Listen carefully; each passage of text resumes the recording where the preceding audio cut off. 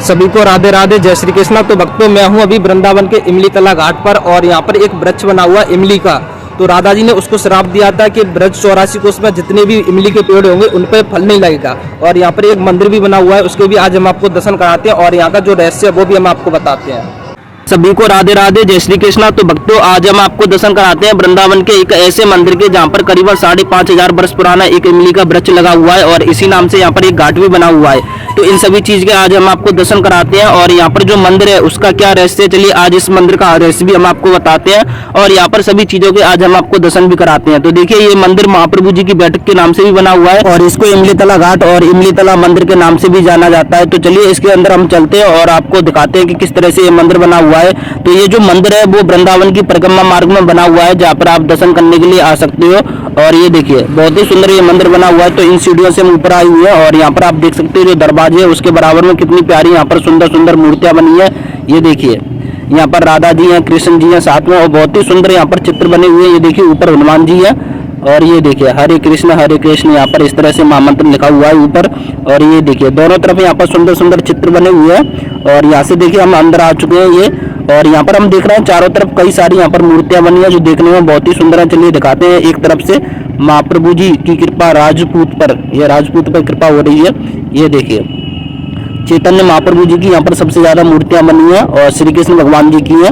और यहाँ पर जो इमली का वृक्ष है वो करीबन 5,500 साल पुराना है, वो सामने बना हुआ है, उसके भी हम आपको दर्शन कराएंगे। और ये देखिए इस तरफ भी कुछ मूर्तियां बनी है तो इनके भी हम आपको दर्शन करा देते हैं। ये देखिए सनातन गोस्वामी द्वारा गौर नताई यहाँ पर सेवा कर रहे हैं उनकी।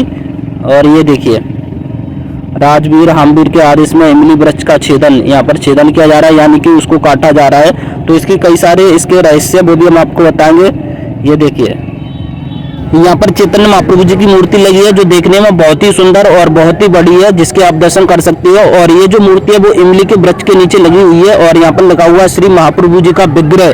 तो बहुत ही सुंदर और बहुत ही प्यारी ये मूर्ति बनी हुई है। और इस तरफ आपको इमली के पेड़ के दर्शन करा देते हैं जो 5,500 वर्ष पुराना है। और इसी के नीचे चैतन्य महाप्रभु जी ने यहाँ पर राधा नाम का जप किया था, ये सभी चीजें यहाँ पर लिखी हुई है। और यहाँ पर राधा जी भी आती थी, भगवान श्री कृष्ण भी आते थे और इस पेड़ के नीचे कई सारी उन्होंने लीलाएं भी की थी।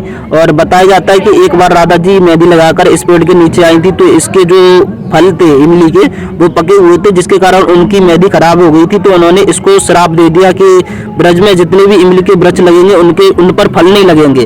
तो इस तरह से फल आना पूरे ब्रज में बंद हो गए हैं जो भी इमली का वृक्ष लगेगा। तो इसलिए यहाँ पर ब्रज में इमली के पेड़ को श्राप लगा हुआ है कि उस पर कभी फल नहीं लगेंगे। तो इस तरह से ये मंदिर बना हुआ है, तो इसके भी हम आपको दर्शन करा देते हैं। ये देखिए अंदर चलते हैं। बहुत ही बड़ा ये मंदिर बना हुआ है और बहुत ही सुंदर बना हुआ है। यहाँ पर और भी भक्त आए हुए हैं और यहाँ पर देखिए इन्होंने दीपक जला दिया माता जी ने और यहाँ पर आप दर्शन कीजिए।